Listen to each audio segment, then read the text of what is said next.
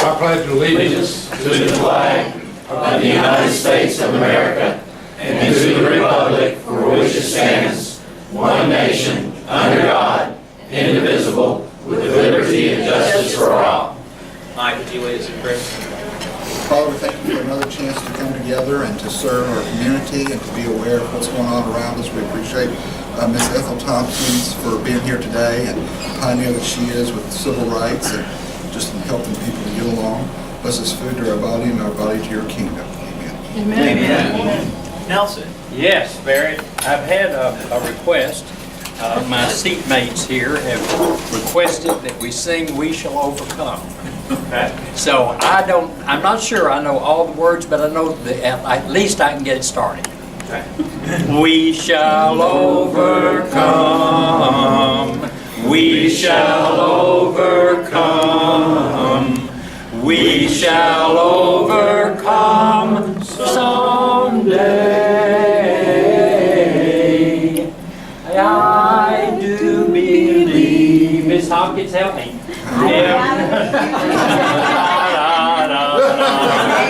We shall overcome someday. Good job. I love the la la la. Yeah. That was great. You did very good, Nelson. Well, I understand we have an award-winning Rotarian, someone who was awarded to. I don't ever think we're talking to Johnny and they're all having too much fun. Johnny, we want to recognize you for receiving your award over the weekend from Lyon College. So what was the name of the award? Lifetime service. Lifetime You have to be service. really old before you get that. Congratulations. Well, Amanda Dickey is not here today, but I think today is her wedding anniversary. So if you see her, please tell her happy anniversary. I don't see any other birthdays or club anniversaries. Induct DB.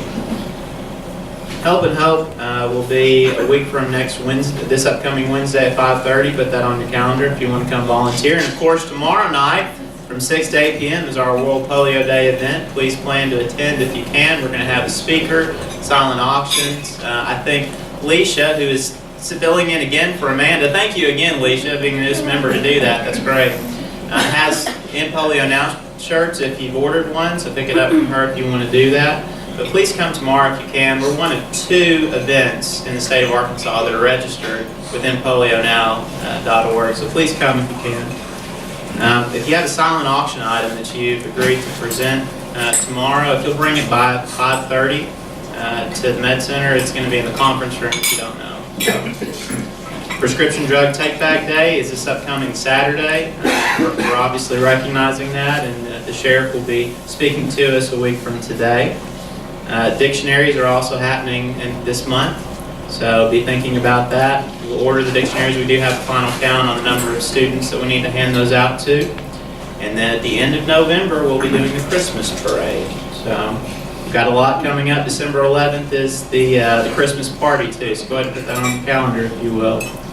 Ron, Sergeant at Arms Corps. You got them quieted down, so I don't have anything to do. Okay, good. Alicia, Secretary report. How many Rotarians do we have here today? I think 25. That's a good number. Good.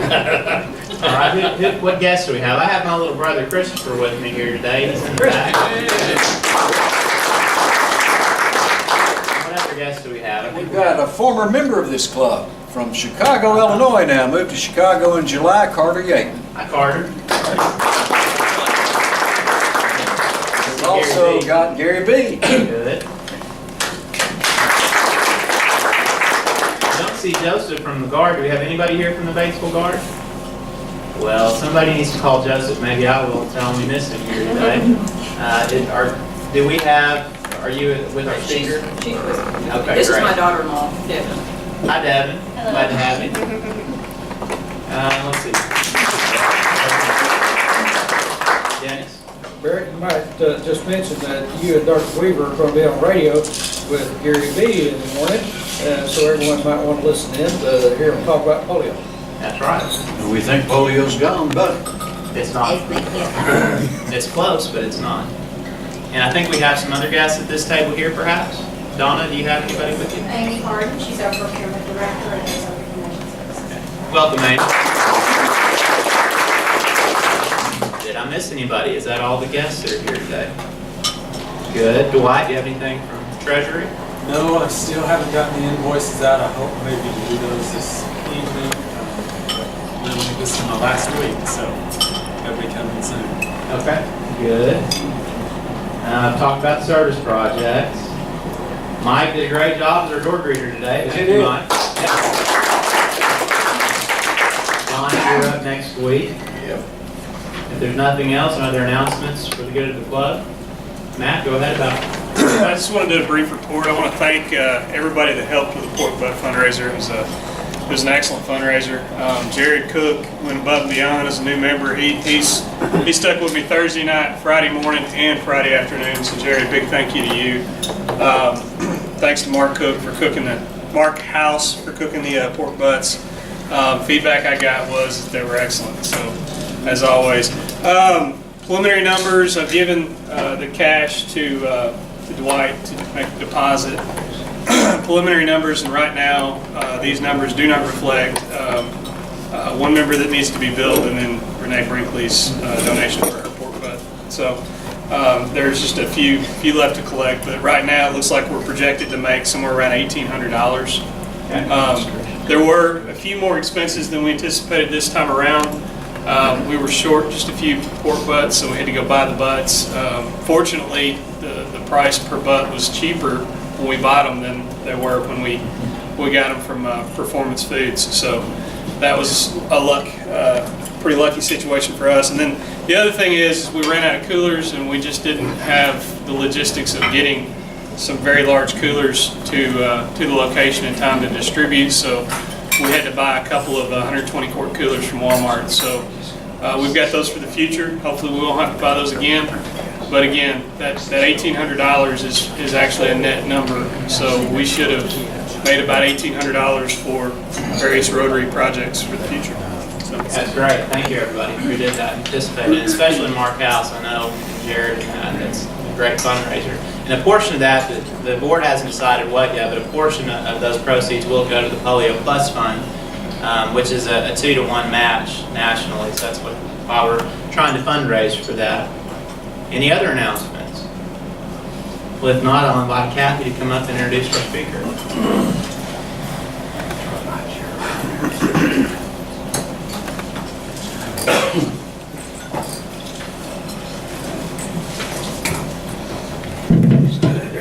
Drop this down for Ethel anyway. Hi, if you haven't had a chance to visit with Miss Ethel yet, she's a very sweet lady, and she's got some things up here for you to look at. This is I guess that's Life magazine, right? And they've got an actual article, this is from 1955, about desegregation, and it's really interesting to see all of this.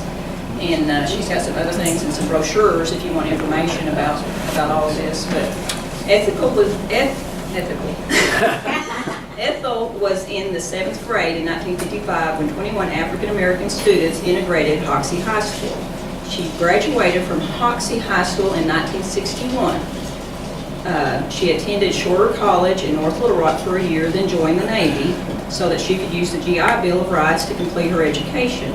She did just that, earning a degree in computer science in Southern California, where she had been stationed with the Navy and worked in that area until returning to Hoxie in 1990 to take care of her parents. Let's give Ethel a warm Rotary welcome.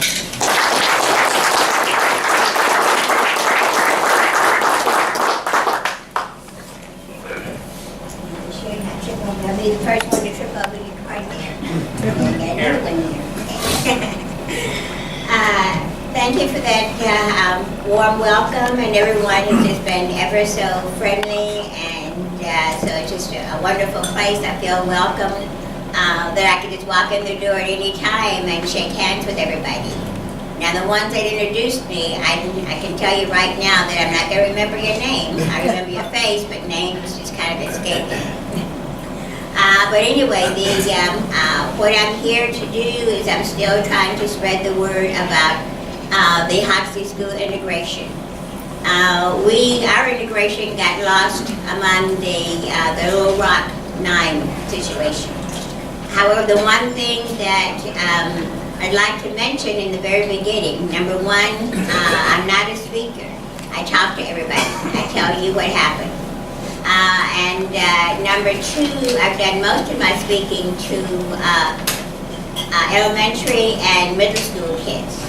So if I begin to sound like I'm talking to children, it's not that I think you're childish. It's just that I've only recently started speaking to adults, so I've got to raise my bar a little bit. So don't get upset if I begin to sound like I'm speaking to grade school kids.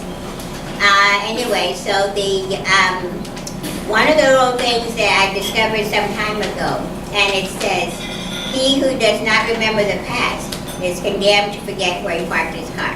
So we all need to remember the past so we don't lose our cars. And even though I remember the past, a lot of times I forget where I parked my car anyway. The Hoxie the First Stand, which is the name of our group, and it's called the First Stand because we were the first to stand against the oppression, against the White Citizens Council, who were trying to break up the integration process that we had started. The first step that tells the story of one of the earliest, most important, and least remembered school integration battles in the South. In the summer of 1955, the school board of a small rural Arkansas town voluntarily desegregated its schools. The newly formed White Citizens Council saw this as a test of Southern resistance to the Supreme Court desegregation decision that was passed by Brown versus Board of Education. And they soon descended on the town. They organized local citizens to try to force the board to rescind its orders. But the 5 members and superintendent, although quickly deserted by their early supporters, you know how your friends got your back until you have to prove it, and then they, as one of the board members said, they were so far back they couldn't help them. So that happened. But they stood their ground. And the NAACP helped to keep the black families united. And the board sought an injunction against the segregationists. And on February 23rd, 1956, they drew, for the first time, an extremely reluctant federal government into a case that nullified state segregation laws. And up until that time, even though Brown versus Board of Education was a federal law that was passed by the Supreme Court, the federal government did not protect the people that were trying to enforce the laws. So until the Hoxie integration, even though it was a year later, they finally came in and started to help anyone who was trying to desegregate their schools. Because even though the Supreme Court passed it, President Eisenhower was really not for the integration, because he knew that it was going to cause a lot of the southern states to have a problem with the desegregation. And also, come election time, he may end up losing a number of his votes if he came down on the side of integration. And the other thing is that if it had not been for Hoxie, there would not have been a problem at Little Rock when they decided to integrate their schools. Because Governor Faubus was one that he could have cared less one way or the other. However, with Jim Johnson, who was one of the main instigators and very pro-segregation, when he could not stop the Hoxie integration, he was so upset that he decided to run for governor. Okay, with him running for governor and being a very pro-segregationist, Governor Faubus knew that if he did not make a stand, that his chances of winning another term, would go up in smoke. So that was why he decided to make his stand. So again, because of Hoxie, that's why Little Rock happened. So they, because of us, they got all the glory, more or less. So, but this is a story of community leaders who sought to subdue the racism around them while others were harassing it for political gain. And it's a story that has been nearly forgotten. Until probably early 2000, around 2000, 2001, somewhere in there, a group of us got together and started to try to bring the story to the forefront. Because remember, we were like, 9, 10, 8 years old when the integration started. We didn't know, we were just kids. To us it was just, changing a different school. So we were not thinking in terms of the historical significance of what we were doing. So therefore, until we started researching it, we didn't know that there were very few newspaper articles, and the Life magazine article itself, which, I thought, because I had never seen it, I thought maybe half of the magazine itself was going to be about the integration process, since that seemed to be the catalyst for everything.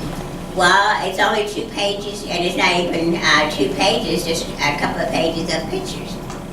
And one paragraph that stated, how well the kids were getting along. So that is the reason that the focus is that when that magazine hit the newsstand, the segregationist groups came through, looked at it, and said, we have got to stop this integration process at Hoxie. The kids are getting along just fine. Everything seems to be okay. So when other cities and states see the progress that they're making, they're going to get the idea that it can be done easily. So therefore, that's why they came to Hoxie to try to break it up. So we will go on to the slide here. I do more talking than using the slideshow. But anyway, we overcame adversity through diversity. And what we were doing was right in the sight of God. And that's why the school board decided to do it, because they say it was right in the sight of God. It would also save money, which it would, being a very small school and small town, it would save them money. And the other thing, it was going to be law anyway, so eventually they were going to have to go ahead and integrate. So they said, let's do it now. So that's why they right in the sight of God. That became the main focus of what they were doing. Okay, next one. Okay, this is where in May 17, 1954 is when the Brown versus Board of Education court decision became law, and because it made the headlines all over. Okay, the next one. I don't know how much time we get, so when everybody has to leave, just tell me to shut up. I don't watch time. I don't pay that much attention to time. But I know that everybody is, you're here on your lunch hour and everything, so. And I remember those days. I haven't been retired so long ago that I don't remember having to rush during my lunch hour. Okay, these are the school board members in 1955. And the superintendent of schools. And I think they should be their heroes, even though most people don't call them heroes, and if you talk to them, they would not consider themselves heroes. But where else are you going to find 5 people that are going to stick together in the face of adversity? Because see, they were the ones that got the brunt of the obscene phone calls and being followed around. But in fact, in spite of all of that, they hung tough together. Now, you would kind of expect that maybe one or two, they would say, well, hey, maybe we should reconsider this because of the threats and everything, and the things that are happening that are going on. However, they did not think that way. They said, okay, this is the right thing to do, and no matter what, we're going to do it. So they hung tough to their decision no matter what, and things kept going. Okay, next one. Okay, this is our little school that we with grades 1 through 8.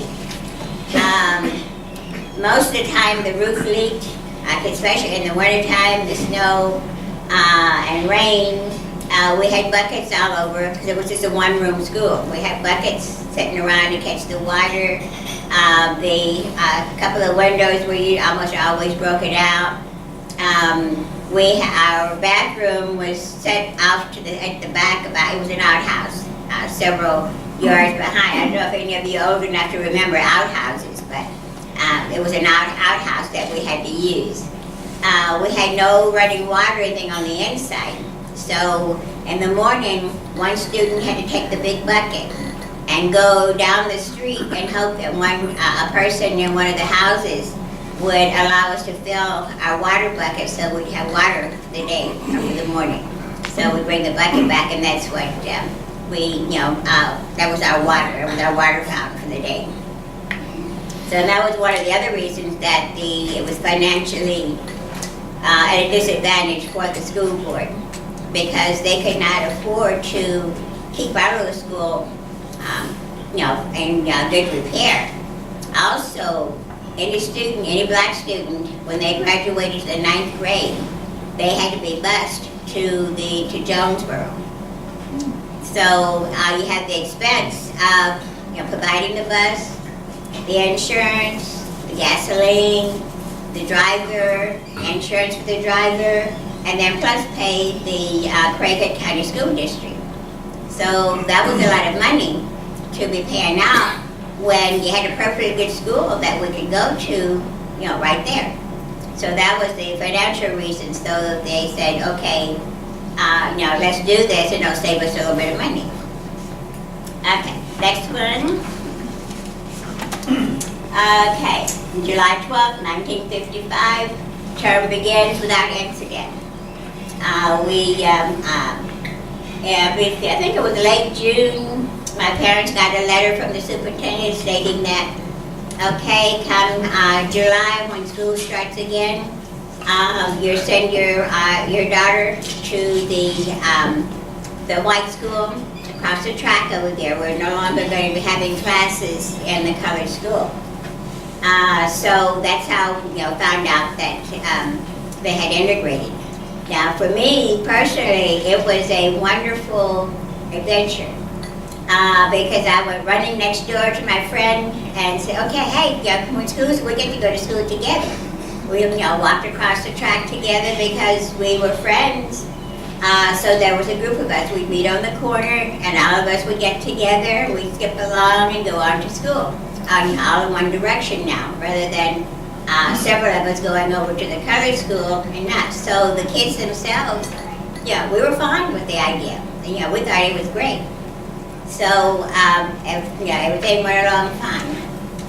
Okay, next one. And I'm trying to watch the clock, so there's so much to tell that it's really difficult to try to get it all in a small amount of time. So I'm trying to condense it a little bit. And also what I can do, if anyone is interested and somebody can make copies, I'll leave this, which is the PowerPoint, with someone, and you can make copies of it or pass it around or whatever to get, to read a little bit more. And also a lot of the information is in the pamphlets that are over there, so you can take that with you too. But the timeline, the decision was made. June 25th, the school board met and said, okay, we're going to do this. And then July the 11th, it was like, okay, let's do this. It was the beginning, like I said, for me, it was the beginning of a great adventure. But I was kind of an adventurous person anyway. I mean, I like new things and going places and seeing things. Okay, next one. Okay, everything went along just fine. And then the reporter from Life magazine came in and took a couple of photos of the kids on the playground. And he took a picture of a group when they got off of the school bus before they were assigned their rooms. That's the group that you see right there. They had just gotten off of the bus, waiting to see which direction they had to go. Now you gotta remember that coming from a one-room school to a school where you have different classes, different subjects in different classrooms. Okay, it's kind of like a little maze. You're not used to having to go from one room to the other. But anyway, they were waiting for the teachers to come out and say, okay, you're going to start, where the homeroom was and everything. So they have that picture there. Okay, the next slide. Okay, this is the picture that caused the segregationists and Jim Johnson to almost have a heart attack. Because, as you can see, the kids they just walking, skipping along, going over to the playground, arm in arm, having a grand old time. Okay, when he saw that, he got the other group together, Armour's got three, and the White Citizens Council, they got together and said, okay, we got to go down to Hoxie. They're doing, there's no strange people down there, they're doing something that we just cannot allow them to do. So that's when their little group came trooping in and was going to try to break up the integration process. They were going to demand that the school board send out a letter that they were going to reverse their stand on integration. So that was their plan, and it didn't work. Okay, let's go on to the next one. That one's kind of small, but hopefully you can see that. Now the mothers and the parents were a bit concerned. They were the ones that were concerned. Now I talked to the mother, especially the mother there holding her daughter there. I talked to her later after I got to be an adult and find out the different things that were going on. That it wasn't so much as the kids going to school together. It was the fact that they were just worried about their children because not knowing what the outsiders were going to do. Were they going to try to harm the kids? Were they going to start, a ruckus or something in there? So that's why they were concerned about the kids, not because the kids were going to school with black kids. It was like, what anybody would be concerned about. I mean, my kids walking into something that we don't know what they're going to be doing. So that was the parents' concern was they were a bit worried. However, said, okay, we trust the school board to take care of our kids. So, okay, next one. Okay, this would be in the timeline, July 25th is when the magazine hit the newsstands. And on August 3rd, they gathered at Hoxie City Hall to try to organize a protest. And they tried to pass a resolution vowing not to support the school and plan a boycott for the next day. Now the boycott, it kind of semi-worked. Quite a few of the kids stayed home. Now in talking to the parents later, they kept their children home, again for the same reason they were concerned. Who knows what these people were going to do?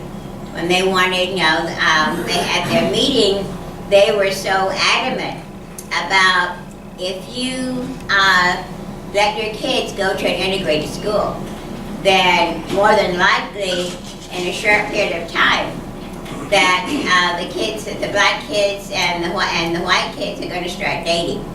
And then you're going to have what they call a mongrel baby. And they use that as kind of a scare tactic to tell the parents that, okay, if you let them go to school. I had one little boy, and he was just a little kid. He didn't know the difference of it. He didn't really mean anything. But he came over and he rubbed my arm. And he wanted to see if he rubbed my arm, would he turn black? And I said, no, not really. We just, the main difference is that during the summer, you're out there having to bake in the sun to get a tan, and I've already got my tan. I wear my tan, all the time. But just little things like that. The kids they were kind of fearful, and yet they were more curious than anything. Because anytime you have something different, it's going to be a little bit of a hesitation, a little bit of concern there. I mean, if you go to New York City and you've never been there, then you're going to be a little bit hesitant about, just walking around because you're not really sure, you don't know the rules of what people are going to do, whether or not I should speak or not speak, just what should I do in this large city where I've never been before. So there's a little bit of apprehension. So a lot of the people and the kids, they were just apprehensive about the whole thing. Okay, next one, which is the next in the timeline, around August 13th, is when, now these groups, they were called, they first were called outsiders. They came when the White America group, they sent 2 representatives to start a rally. Now they did get 1,000 signatures demanding the resignation of the school board. However, if you talk to the people that signed that, a lot of them didn't know what they were signing. It was just like somebody come along and say, okay, here, sign this. So they would just sign it. So even though their signatures were gathered eventually to demand that the school board members resign, they did not resign. And a lot of the people didn't mean what they were, what the signatures represented, because they just didn't really read the whole thing and consider what they were signing. So then on the 18th, the headline in the paper was battle lines were drawn, both sides stand firm. The school board was not going to back down, and the segregationist groups were bound to determine that they were going to win. However, to the next slide. Okay, on September the 8th, an article was published, and the headlines read, the school board, they challenged the segregationists, and they said, let's take it to court. Instead of us hassling back and forth and talking in the streets and everything, let's go to court and let the courts decide who's right. Are you right or are we right? And of course the school board knew that they were right because they were just following the law. So that was it. And then November, the federal judge ruled against the segregationists, and they offered a temporary injunction that they could not harass the school board because the school board was just doing their duty as far as integrating the schools because it was the law. And then in December, that the school board could have been criminally and civilly liable if they had not integrated, because they would have been going against the law. So therefore, they were just doing what they were supposed to do, doing their duty as members of the school board. Okay, a lot of the other slides, okay, the next, okay, that's the mass meeting that Jim Johnson and his group they set that out, and they were going to try to organize a stance. And you had Kurt Copeland was there. He was another big segregationist person that really and truly did not believe in segregation, because it was like, if God had wanted the black kids to get an education, that he would have made it white. That was one of the things that he said. And so therefore, we were not, actually considered that we were allowed to get an education. That was one of the things that he was totally against. And the same thing with Jim Johnson. Okay, on me, I say this is another reason why Hoxie was not really in the limelight, because most of theirs were in the court system.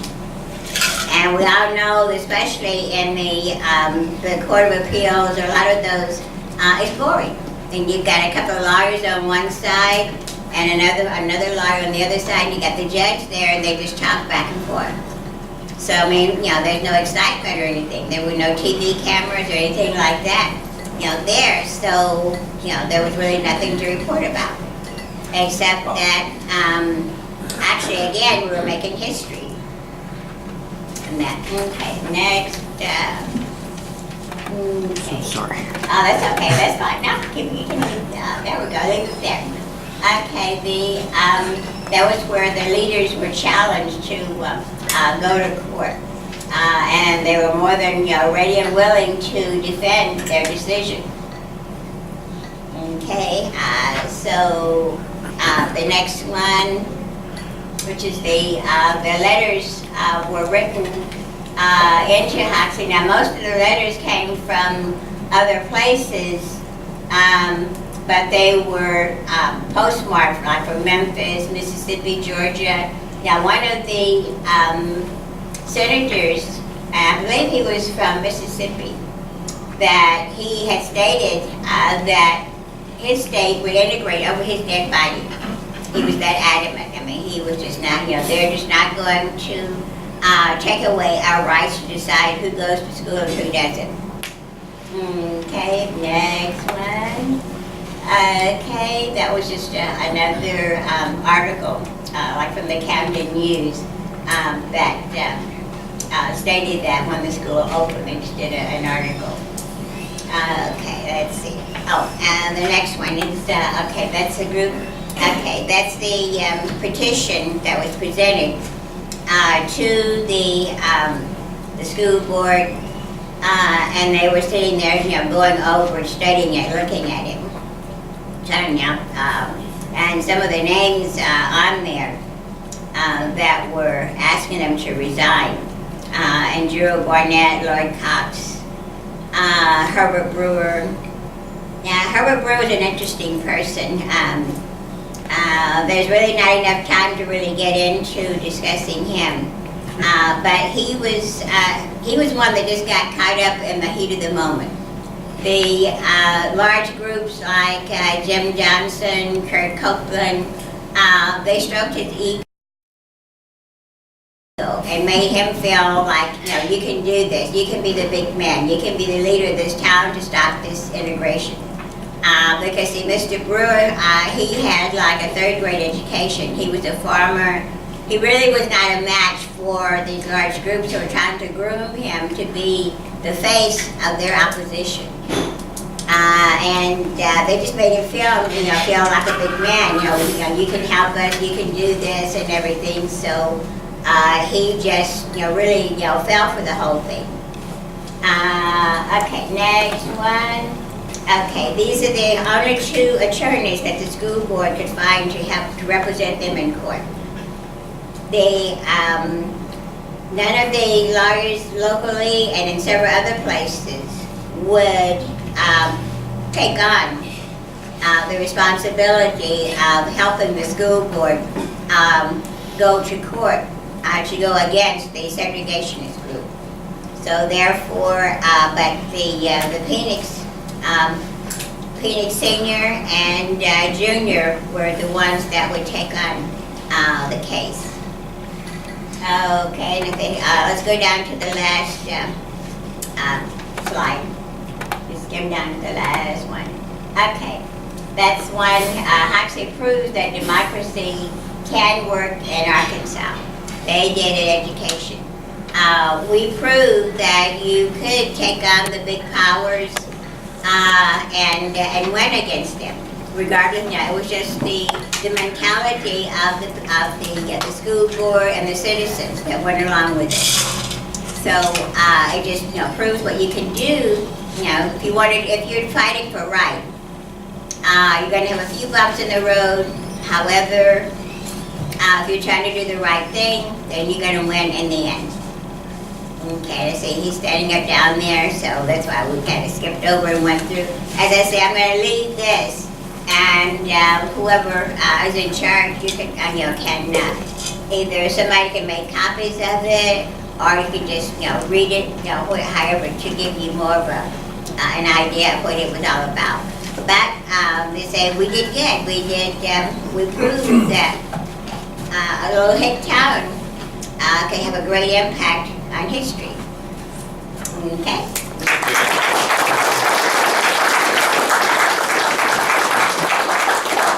If you have time, Ethel, we probably could take one question or so. We don't have a whole Okay, lot of yeah, time left. that's Anybody have any questions for Ethel?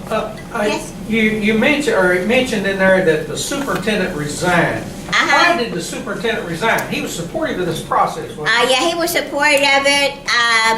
When you start being followed everywhere you go, you get these obscene phone calls. People are calling your wife names. After a while, it kind of gets to you. So he just decided that, because by the time he resigned, everything was set in place. So it wasn't like he was resigning in the middle of it. It was already set in stone. We had already been going to school. So that was why he went ahead and resigned, so that, to relieve the pressure. Was he related to Howard Vance, who was on the school board? I know. They just happened to have the same last name. Yeah. Yes, sir. From what I've read about this, the pressure really came to bear on the school board and the superintendent. Yeah, they were, because see, they got the brunt of all the pressure rather than the black people, because the school board was the one that initiated the integration. We didn't. So therefore, they were the targets of everything. Ms. Tompkins, the next year as you started to school, did it go smoothly? Yeah, or because after the restraining order was issued, the supremacist groups appealed it, and their appeal was denied. So they packed their little hate suitcases and left town.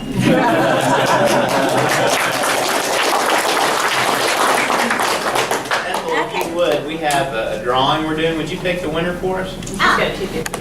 And if you want to learn more about this, we have some pamphlets up here. If you want to read the Life magazine article that started the whole out-of-towner interest, it's up here. It's fascinating. Okay. Now, is that my number? Oh, she participated. 733883. Right here. Our door greeter. No. Because I'm going to be great. Oh, okay, so I left it on the podium.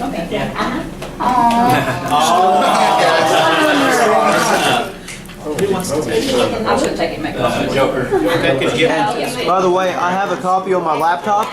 If anybody would like me to, I can email it to them. I tell you what, Aaron has an electronic copy of it. Would anybody be offended if we just emailed that out to the whole class? No. If you want to do that, That'd be great. Good, we'll do that.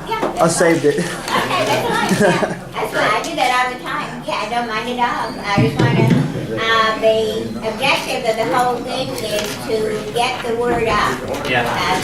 To not really, re-educate you, but to let you know of historic events that we have in this part of the state. Yeah. Because see, the southern portion, central Arkansas, they get all the big publicity, they get all the stuff that, the raids and everything, and so this part of the state, well, we want to let them know that great things happen here too. Yeah, that's great. Yes, sir. Are all of you all still alive? No, we, see, there's probably about, 15, so. 21? Of the 21? No, I'll explain just a couple of minutes about the Hoxie 21. Okay, if you notice, our name that we're going by now is Hoxie the First Step.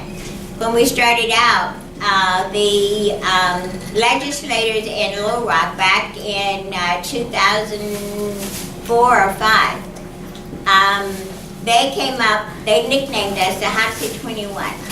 without actually counting the number of students that integrated. Because see, they were repairing it after Little Rock 9 because there were 9 students that tried to go to Central High. Well, see, there were actually 29 students that integrated Hoxie the first time. So they didn't get it right, but the name stuck. You know, Hoxie 21, you know, it was kind of a little catchy thing. But when we really got down to and came up with the idea of trying to build a museum, we wanted to have a more accurate name. So when David Appleby came out with the documentary entitled Hoxie the First Dad, we thought that was appropriate, so we contacted him, and he thought it'd be great if we changed our name to Hoxie the First Dad, because we were actually the first ones to really stand against opposition. Great.